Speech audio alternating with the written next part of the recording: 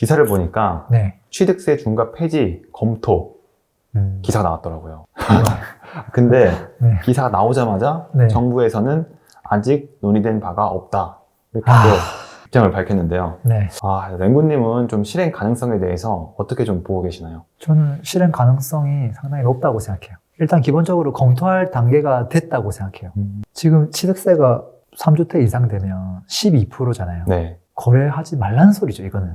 완전히. 그렇죠. 근데 이미 거래를 안 하고 있잖아요. 그렇죠. 취득세 중과가 무슨 의미가 있어요? 아무 의미가 없거든요. 이 부분을 알고 있다는 거죠. 그래서 서서히 검토를 내년에 좀 해야 되겠다라고 생각을 하고 있는데 지금 갑자기 이제 뭐 다 결정된 것처럼 뉴스가 나가니까 좀 너무 조심스러워서 당황스러워서 좀 이렇게 또 다 발표를 낸 게 아닌가 싶긴 해요. 기본적으로 부동산 정책이라고 하는 건 방향성이 있잖아요. 네. 이게 규제 쪽으로 가냐 완화 쪽으로 가냐. 근데 지금 이번 정권은 완화 쪽으로 가고 있잖아요. 제일 먼저 건드린 게 양도세, 중과 감면. 그 다음 건드린 게 공시가격 현실화 브레이크 걸었죠. 세 번째로 건드린 게 지금 2주택자까지는 종부세 중과 안 하겠다, 폐지하겠다 지금 이야기 나오고 있고 확정적으로 거의. 그리고 남은 게 뭐냐라고 보면 제일 앞 단계 취득세 중과밖에 없잖아요. 그래서 언급될 수밖에 없는 시점으로 오고 있다. 그래서 충분히 이건 실현 가능성이 있다라고 보는 거죠. 물론 그게 때가 언제냐 이거는 뭐 좀 미지수이긴 하지만. 근데 그 때가 언제냐? 사실 그게 제일 궁금할 것 같거든요. 네. 대략 시기는 좀 어떻게 보고 계신가요? 물론 뭐 말한 대로 된다 이런 건 아니지만 그래도 네. 예측하시기에 네. 언제인지 좀 지금 당장은 힘들지 않을까라고 생각을 해요. 방향성은 맞지만 네.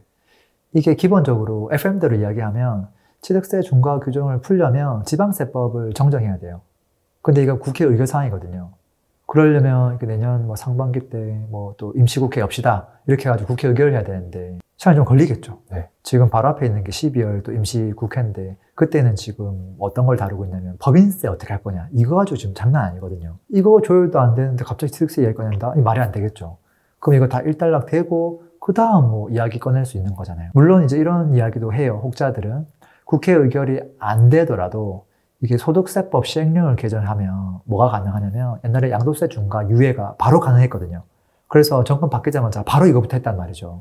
마찬가지로 이번 취득세 같은 경우도 지방세법을 개정하면 돼요. 특히 지방세법 시행령을 개정하면 그냥 한시적으로 유예할 수 있어요. 근데 이제 과연 그렇게까지 할 거냐? 누구를 위해서? 이게 이제 또 물음표인 거죠. 지금까지 해오고 있는 횡보를 보면 사실 하려고 하면 할 수 있었거든요. 지금까지 안 했잖아요.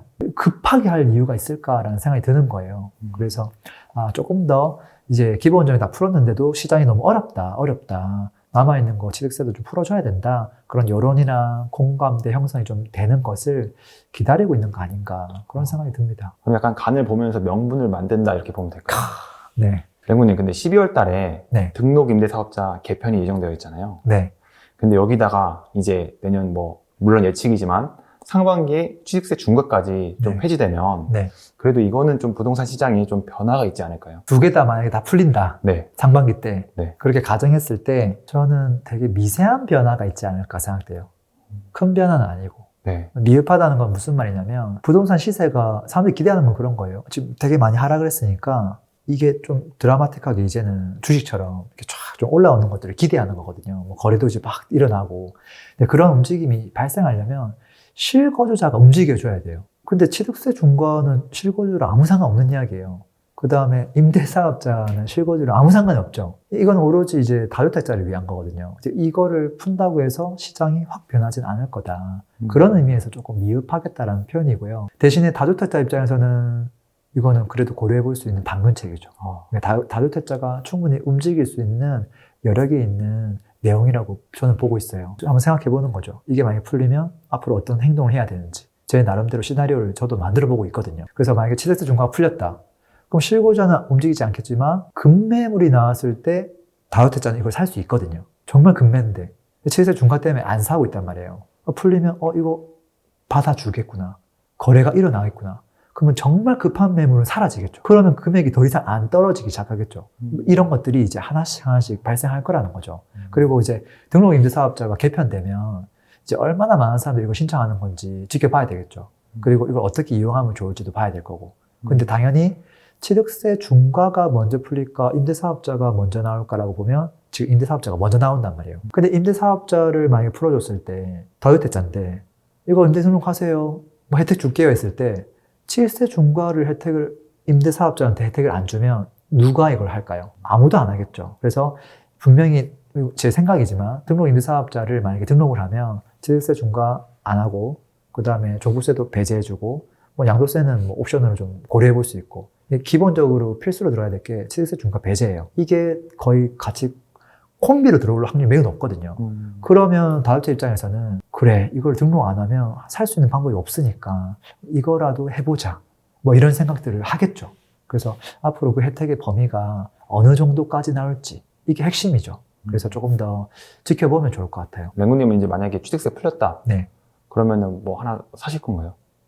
사고 싶은 거 많죠. 당연히 그런 생각 할걸요. 그럼 네. 이게 확실히 뭐 부동산의 큰 변화는 아니더라도 네. 시장을 떠났던 플레이어가 돌아오게 할 수는 있겠네요. 할 수 있죠. 지금은 완전 떠나 있으니까 급매물들 그분들이 살 가능성이 매우 높죠. 우님 근데 이거는 좀 다른 질문인데 네. 지금 전세가가 계속 떨어지고 있잖아요. 네. 근데 등록 임대 사업자를 네. 개편하면 전세 매물이 더 많아지는 거잖아요. 임대사업자가 많아지니까. 네. 그러면 더 떨어질 수도 있잖아요. 근데 네. 이걸 왜 굳이 네. 정부에서 빠르게 개편하려고 하는 걸까요? 네, 그렇죠. 되게 황당하잖아요. 네. 지금 공급도 많고 전세가도 지금 떨어지고 있는데 공급을 하는 사람을 더 많이 만들어줘야 됩니다. 지금 이렇게 하면서 등록 임대사업자 이야기하는 거잖아요. 네. 전혀 말이 안 맞거든요. 저도 그걸 딱 보자마자 이 사람들이 왜 이러는 걸까? 왜 이러는 걸까? 그 질문을 저도 똑같이 했어요. 제가 내린 결론은 이거죠. 공급이 충분해요. 근데 왜 주택임대사업자를 해야 되지? 곰곰이 생각해보면 정부가 생각하는 포인트랑 우리가 생각하는 포인트랑 이거 완전 달라요. 그러니까 우리가 생각하는 포인트로 생각을 하면 그래 이걸 해주면 내가 이걸 해야 될까? 뭐 이런 생각하고 있잖아요. 정부는 개인 투자자를 위해서 이걸 기획하고 있는 게 저는 아니거든요. 결론만 얘기하면 이건 시행사를 위한 거예요. 분양을 했어요. 분양이 안 돼요. 80%가 미분양 났어요. 그러면 시행사가 할 수 있는 일이 뭐가 있죠? 할인 분양? 할인 분양 할 수 있겠지만 팔릴까요? 80%가 미분양인데? 그럼 더 반값으로 할인 분양? 아마도 20% 그냥 돌려줄 테니까 100 배상하고 그냥 없던 걸로 합시다 이렇게 하거나 그 시행사들이 돈만 있다면 그냥 임대 주면 돼요. 돈이 없잖아요. 돈이 없기 때문에 결국은 돈이 많은 사람들이 이거를 분양 매물을 사야 돼요. 그 사람들이 사서 이거를 임대사업자 등록을 해서 임대를 주게끔 해야 되거든요. 이거를 개인한테 바로 이전하기가 너무 힘들단 말이에요. 그 작업을 지금 1차적으로 해주려고 하는 거죠. 지금 부동산 PF 문제가 너무 심각하니까 이 시행사가 쓰러지면 안 되거든요. 금융으로 가니까.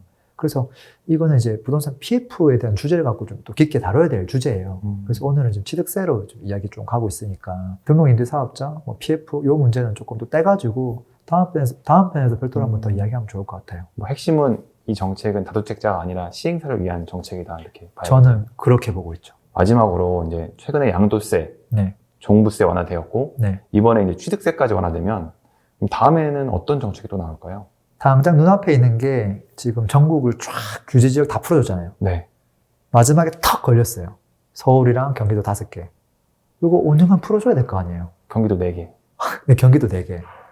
근데 이제 그 구까지 따지면 성남시가 2개로 나뉘지니까 네네. 뭐 5개를 볼 수 있긴 한데 어쨌든 서울 지역 전면적으로 규제 지역 해제하는 게 필요하죠. 요거는 주정신만 열면 되거든요. 근데 연지 얼마 안 됐으니까 좀 텀을 주려고 하겠죠. 근데 과연 이걸 풀면 뭐 바뀔까? 지금도 서울에 있는 거 분양도 안 받는데 규제 풀었다고 해서 살까? 안 하겠죠. 조금 나아지긴 하겠지만. 네. 그리고 한 가지 더 해야 되는 게 지금 가장 문제가 뭐냐면 분양 한 개 문제가 될까? 기축 아파트가 문제가 될까? 분양을 했는데 미분양이 문제가 되는 거예요. 네. 왜? 시행사가 이게 문제가 되니까. 그래서 분양권 규제를 풀어줘야 돼요. 일반적인 기축에 대한 규제보다. 그래서 분양권이 지금 현재 단기 매도 양도세율이 너무 높아요. 그 다음에 전매 제한이 너무 세요. 둔촌주금 받으면 전매 제한 8년이에요. 거주 2년 의무로 해야 되고. 누가 분양하겠어요? 그리고 의무 거주 요구도 너무 좀 타이트하고. 그래서 제가 봤을 때는 분양권 규제를 먼저 해줄 가능성이 높겠다. 그리고 나면 이제 뭐 해줘야 될까? 한 번도 건드리지 않은 게 지금 법인에 대한 이야기가 거의 안 나오거든요. 법인에 대한 규제 완화도 일부 필요하겠다. 지금 법인 같은 경우는 최근에 다주택자 종부세, 2주택자 같은 경우는 종부세 배제되거든요. 거의 폐지죠. 2주택자까지는. 근데 법인에 대해서는 이야기가 1도 안 나왔어요. 세율도 하나도 지금 이야기가 안 나왔고 기존 그대로 거의 가는 것처럼 나와 있거든요. 그리고 법인 같은 경우는 주택담보대출이 빵원이에요. 아예. 이것도 너무 타이트해요. 사실 정말 탄탄한 법인이 사서 임대 주는데 대출을 안 해줄 이유가 없거든요. 나중에 이렇게 단계별로 다음에 뭐 좀 완화 정책이 나오지 않을까 그런 생각을 하죠. 장군님, 그럼 네. 다음에 또 어떤 정책이 나올지 네. 예측해보면서 네. 기다리면은 도움이 많이 될 것 같습니다.